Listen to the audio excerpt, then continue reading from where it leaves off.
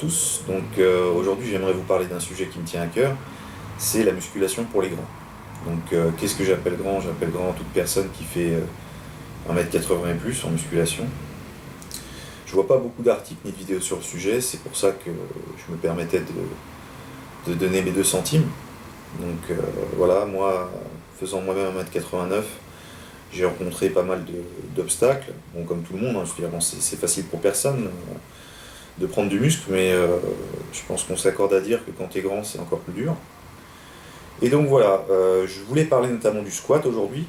Pourquoi? Parce que j'ai constaté encore récemment, à chaque fois que je vois un grand dadais faire du squat, c'est catastrophique. Donc pourquoi? Parce que ça ressemble plus à un good morning qu'autre chose. La tête est en avant, le cul en arrière, enfin, il n'y a quasiment pas de genuflexion, c'est quasiment que les lombaires et les fesses qui travaillent, quoi. C'est pas du tout optimal pour le développement des cuisses. Et si tu as des longs fémurs, t'es baisé. Ça n'a pas grand intérêt comme mouvement, en tout cas, si la technique n'est pas adéquate.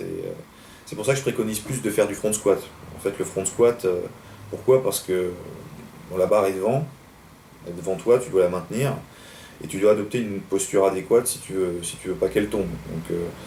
Et du coup, comme tu te tiens mieux et que tu as une meilleure posture, tu cibles mieux les quadriceps. De toute façon, le poids est devant, tu as une meilleure emphase sur les quads.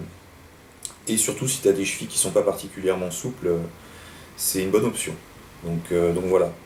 Les grands dadais qui me regardent, essayez de faire du front squat. Vous aurez un meilleur rendement pour vos efforts que du squat traditionnel. En tout cas, c'est mon point de vue. Ensuite, les adducteurs. Les adducteurs, pourquoi? Parce que quand t'es grand et que t'as des jambes de flamant rose, comme moi à la base, si t'as pas de quad et pas d'ischio, essaye au moins d'avoir des adducteurs. Parce que les adducteurs, c'est ce qui rapproche les deux cuisses. C'est ce qui donne vraiment un petit peu de densité à ta jambe. C'est esthétique en plus.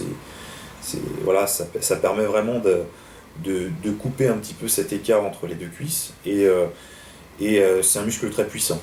Très puissant, mais souvent négligé, que tu bosses indirectement, que ce soit au squat et à la presse. Mais moi, je préconise vraiment de faire un mouvement d'isolation avec vraiment une machine adducteur à la fin de chaque séance cuisse. Personnellement, j'ai vu une énorme différence sur le long terme en termes d'esthétisme et de masse. Et vous remarquerez, de toute façon, toutes les personnes, tous les culturistes qui ont des cuisses phénoménales ont des adducteurs monstrueux. Voilà. C'est vraiment une partie cruciale de la cuisse à ne pas négliger. Ça aidera à la prévention de blessures également, parce qu'il y a plein de gens qui se pètent les adducteurs. Notamment sur du squat lourd. Donc voilà, machine adducteur, les gars, faut en bouffer. Ensuite, je voulais parler de tout ce qui était développé couché. Si t'es grand comme moi et que tu as des clavicules larges, moi je conseille plus de faire des haltères. Je trouve que t'as une meilleure amplitude de mouvement et de toute façon tu travailles un peu en unilatéral. Si t'as un pec un peu plus gros que l'autre, ça va s'uniformiser, en tout cas plus que sur un développé couché traditionnel. Et surtout, bon, si tu décides à rester sur du développé couché ou bien en faire en plus, n'hésite pas à avoir une prise un petit peu plus serrée. C'est-à-dire que si tu as des clavicules larges, que tu prends une prise large, le risque de déchirure ou de défonçage d'épaule, on va dire, est assez important. On va essayer d'être un petit peu plus conservateur sur ce genre d'exercices qui sont un petit peu dangereux, surtout si tu deviens quand même fort. De toute façon, plus tu es fort, plus le risque de blessure est important. Autant prendre tout de suite la mesure de la chose et ne pas prendre une prise super large au coucher. Je veux dire, moi j'ai toujours pris une prise serrée au coucher, ça m'empêche pas d'avoir des pecs. Voilà.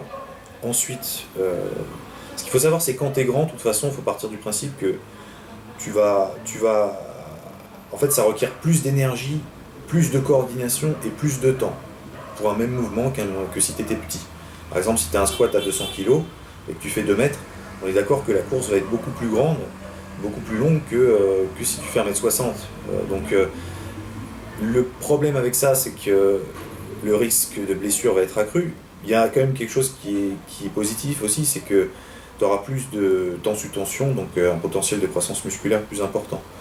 Mais voilà, il faut prendre en compte que quand tu es grand, tu peux te blesser plus facilement parce que tu as des longues attaches, tu as des membres longs, c'est plus risqué aussi là-dessus. Par rapport à la prévention de blessures également, quand je vois un débutant qui est un grand dadais, voilà, ne passe pas ta vie au développé couché, ne passe pas ta vie à faire les pecs. Au contraire, essaie plus de faire des mouvements de tirage, de renforcer ton dos, ta coiffe des rotateurs.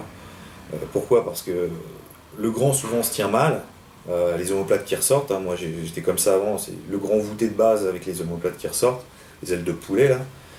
Et, euh, et en fait c'est vraiment crucial de renforcer les muscles posturaux, les muscles du dos.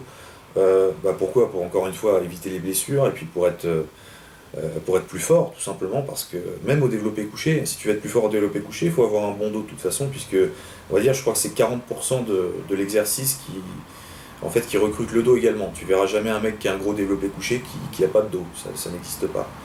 Donc voilà, faites plus de mouvements de tirage que des mouvements de presse. Donc si vous faites les pecs une fois par semaine, faites le dos 2 fois, si possible. En tout cas, c'est ce que je préconise, je trouve que c'est ce qui marche le mieux. Et en 7 ans de musculation, j'ai très rarement eu des problèmes d'épaule et je reste persuadé que c'est parce que justement très tôt j'ai commencé à bosser l'arrière d'épaule et à privilégier l'épaisseur du dos plutôt que de passer ma vie à faire les pecs, quoi. Donc voilà. Donc bah écoutez, c'est tout pour aujourd'hui. Je pense que voilà, par la suite je ferai évidemment d'autres vidéos, que ce soit sur ce sujet ou sur autre chose, surtout parce que j'ai pas mal de choses à dire sur différents sujets. Et voilà, j'espère que ça vous sera utile les mecs. Et puis si vous avez un grand dadais dans votre famille et qui fait de la muscu, n'hésitez pas à lui montrer la vidéo. Je pense que ça pourra lui être utile. Voilà. Allez les gars, à la prochaine.